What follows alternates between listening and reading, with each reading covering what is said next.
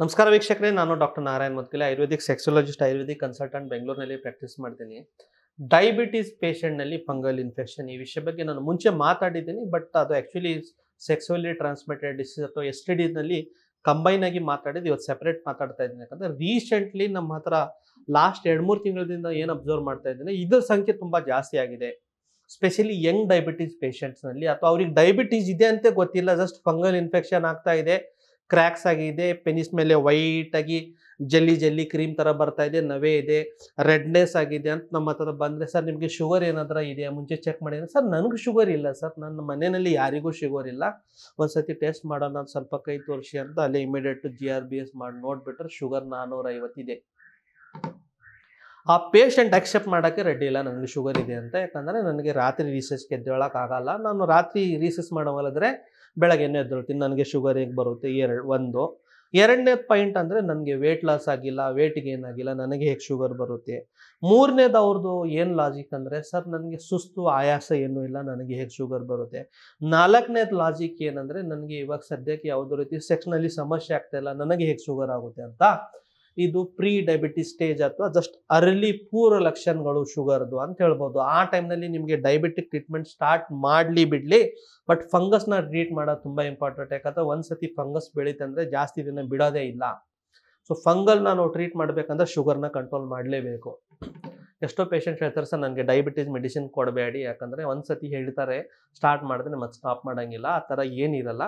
ಏನಂದರೆ ನಿಮ್ಮ infection treat ಮಾಡಬೇಕಂದ್ರೆ ಶುಗರ್ನ ವಿದಿನ್ 150-180 ರೇಂಜ್ ಇಟ್ಕೊಂಡು ಟ್ರೀಟ್ ಮಾಡಿದ್ರೆ ಈಸಿ ಆಗುತ್ತೆ. ಸೊ ಫಂಗಲ್ ಇನ್ಫೆಕ್ಷನ್ ಅಂದರೆ ಏನು? ಫಂಗಲ್ ಇನ್ಫೆಕ್ಷನ್ ಅಂದರೆ ಕ್ರಿಮಿಗಳು ಇರುತ್ತೆ, ಅದು ಹೇಗೆ ಬ್ಯಾಕ್ಟೀರಿಯಾ ಇರುತ್ತೆ, ಹೇಗೆ ವೈರಸ್ ಇರುತ್ತೆ, ಆ ಥರನೇ ಒಂದು ಫಂಗಸ್ ಅಂತ ಕ್ರಿಮಿ. ಆ ಕ್ರಿಮಿ ಎಲ್ಲಿ ನಿಮ್ಮ ಬಾಡಿ ಇಮ್ಯುನಿಟಿ ವೀಕ್ ಆಗಿದೆ, ಇದು ಒಬ್ಬರಿಂದ ಒಬ್ಬರಿಗೆ ಹರಡುತ್ತೆ. ಅಥವಾ ನೀವು ಒದ್ದೆ ಅಂಡರ್ವೇರ್ಸ್, ಅಂಡರ್ ಗಾರ್ಮೆಂಟ್ಸ್ ಏನಾದರೂ ಹಾಕಿಬಿಟ್ರೆ ಸ್ಲೋಲಿ ಅಲ್ಲಿ ಡೆವಲಪ್ ಆಗುತ್ತೆ. ಆ ಡೆವಲಪ್ ಆಗೋದಾಗ ಇನಿಷಿಯಲ್ ಸ್ಟೇಜ್ನಲ್ಲಿ ನೀವು ನೆಗ್ಲೆಕ್ಟ್ ಮಾಡಿದ್ರೆ, ಡೈಲಿ ನೀವು ಸ್ನಾನ ಮಾಡೋವಾಗ ಚರ್ಮನ ಹಿಂದೆ ತೆಗೆದ್ಬಿಟ್ಟು ಅಲ್ಲಿ ಸ್ವಲ್ಪ ಬಿಸಿನೀರಿಂದ ವಾಶ್ ಮಾಡಿಬಿಟ್ಟು ಕ್ಲೀನ್ ಮಾಡಿಬಿಟ್ಟು ಮತ್ತು ಮುಂದೆ ಹಾಕಿಲ್ಲ ಅಂದರೆ ಅನ್ನೋದು ಕೆಳಗಡೆ ವೈಟ್ ಕ್ಯಾಲ್ಸಿಯಂ ಥರ ಫ್ಲೆಕ್ಸ್ ಆಗಿಬಿಡುತ್ತೆ. ನೀರು ಬರೋಕ್ಕೆ ಸ್ಟಾರ್ಟ್ ಆಗುತ್ತೆ, ಸ್ಮೆಲ್ ಬರೋಕ್ಕೆ ಸ್ಟಾರ್ಟ್ ಆಗುತ್ತೆ, ಇಚ್ಚಿಂಗ್ ಸ್ಟಾರ್ಟ್ ಆಗುತ್ತೆ, ಸೆಕ್ಸ್ ಮಾಡೋಕ್ಕಾಗಲ್ಲ. ಸೆಕ್ಸ್ ಮಾಡಬೇಕಂದ್ರೆ ಪಾರ್ಟ್ನರ್ ನೋಡಿದ್ರೆ ಅವರಿಗೆ ಅಸಹ್ಯ ಫೀಲ್ ಆಗುತ್ತೆ. ಸೊ ಡಯಾಬಿಟಿಸ್ ಪೇಷಂಟ್ನಲ್ಲಿ ಇದಕ್ಕೆ ಸೈಂಟಿಫಿಕ್ ಟರ್ಮ್ ಇಸ್ ಕ್ಯಾಂಡಿಡಿಯಲ್ ಬೆಲನೈಟಿಸ್. ಆ ಫಂಗಸ್ ಏನಿದೆಯಲ್ಲ, ಕ್ಯಾಂಡಿಡಿಯಾಸಿಸ್, ಇದು ಬಂದ್ಬಿಟ್ಟು ಗ್ಲಾನ್ಸ್ ಪೆನಿಸ್ ಮೇಲೆ ಏನು ಇನ್ಫೆಕ್ಷನ್ ಮಾಡುತ್ತೆ, ಅದಕ್ಕೆ ಕ್ಯಾಂಡಿಡಿಯಲ್ ಬೆಲನೈಟಿಸ್ ಅಂತಾರೆ. ಫಾರ್ ಎಕ್ಸಾಂಪಲ್, ನನಗೆ ಆಗಿದೆ, ನಾನು ಏನು ಮಾಡಬೇಕು? ಫಸ್ಟ್ ಆ್ಯಂಡ್ ಫಾರ್ಮೋಸ್ಟ್ ಶುಗರ್ನ ಕಂಟ್ರೋಲ್ ಮಾಡಬೇಕು, ಒಂದು. ಎರಡನೇದು ಪ್ರೈವೇಟ್ ಪಾರ್ಟ್ನಲ್ಲಿ ಹೈಜೀನ್ ಮೇಂಟೈನ್ ಮಾಡಬೇಕು. ಡೈಲಿ ಬೆಳಗ್ಗೆ, ಮಧ್ಯಾಹ್ನ, ರಾತ್ರಿ 3 ಟೈಮ್ ಸ್ವಲ್ಪ ಲ್ಯೂಕ್ ವಾರ್ಮ್ ವಾಟರ್ದಿಂದ ವಾಶ್ ಮಾಡಬೇಕು, ಡ್ರೈ ಬಟ್ಟೆದಿಂದ ಕ್ಲೀನ್ ಮಾಡಿಬಿಟ್ಟು. ಜೊತೆಗೆ ಸ್ವಲ್ಪ ಆ್ಯಂಟಿ ಫಂಗಲ್ ಕ್ರೀಮ್ ಯೂಸ್ ಮಾಡ್ಬೋದು. ಮಾರ್ಕೆಟ್ನಲ್ಲಿ ಎಷ್ಟೋ ಹೊಸ ಮಾಲಿಕ್ಯೂಲ್ಸ್ ಬಂದಿದೆ, ಅದರಲ್ಲಿ ಒಂದು ಹೇಳ್ತೀನಿ. But it should be taken under doctor supervision. ನಿಮ್ಮ ನಿಯರೆಸ್ಟ್ ಡಾಕ್ಟರ್ ಹತ್ರ ಹೋಗ್ಬಿಟ್ಟು ಈ ಥರ ಹೇಳಿಬಿಟ್ಟು, ಲುಲಿಕಿನಾಜಲ್ 1% ಆಯಿಂಟ್ಮೆಂಟ್ ಕ್ರೀಮ್ ಅಂತ ಸಿಗುತ್ತೆ.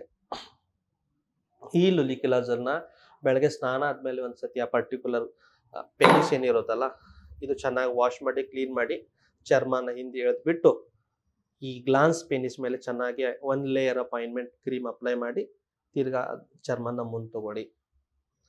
ಸೊ ಇದರದಿಂದ ಏನಾಗುತ್ತೆ, ಆ ಫಂಗಸ್ಸು ಅಥವಾ ಇನ್ಫೆಕ್ಷನ್ ಏನಿದೆಯಲ್ಲ, ಸ್ಲೋಲಿ ಸ್ಪ್ಯಾನ್ ಆಫ್ 3 to 4 ವೀಕ್ಸ್ನಲ್ಲಿ ವಾಸಿ ಆಗುತ್ತೆ.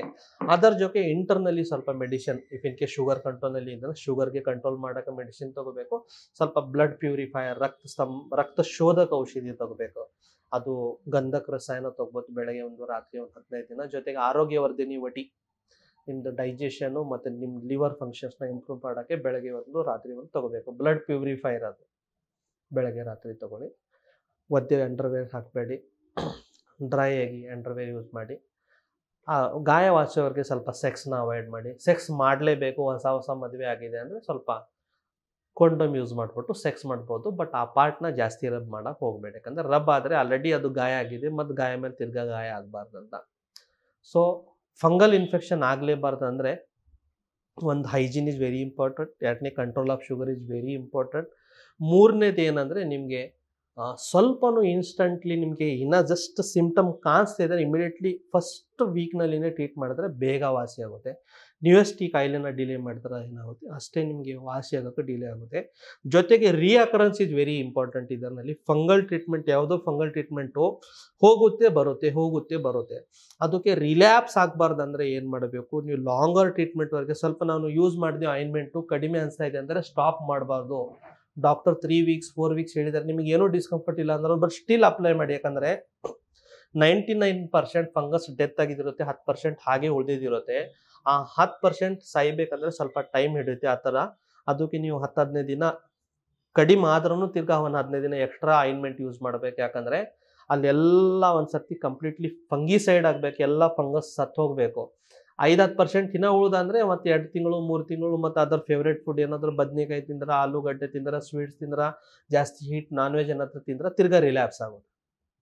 ಸೊ ಕಂಪ್ಲೀಟ್ ಏನು ಡಾಕ್ಟರ್ ಹೇಳ್ತಾರೆ ಆ ಥರ 3 weeks 4 weeks 6 weeks continuous treatment ಮಾಡಿಬಿಟ್ರೆ ಆರಾಮ್ ನಮಗೆ ಇದು ಡಯಾಬಿಟಿಸ್ ಕಂಡೀಷನಲ್ಲಿ ಫಂಗಲ್ ಇನ್ಫೆಕ್ಷನ್ ಇರುತ್ತೆ, ಕ್ಯಾಂಡಿಡಿಯಲ್ ವೆರೈಟಿಸ್, ಇದನ್ನ ಆರಾಮಾಗಿ ಟ್ರೀಟ್ಮೆಂಟ್ ಮಾಡ್ಬೋದು.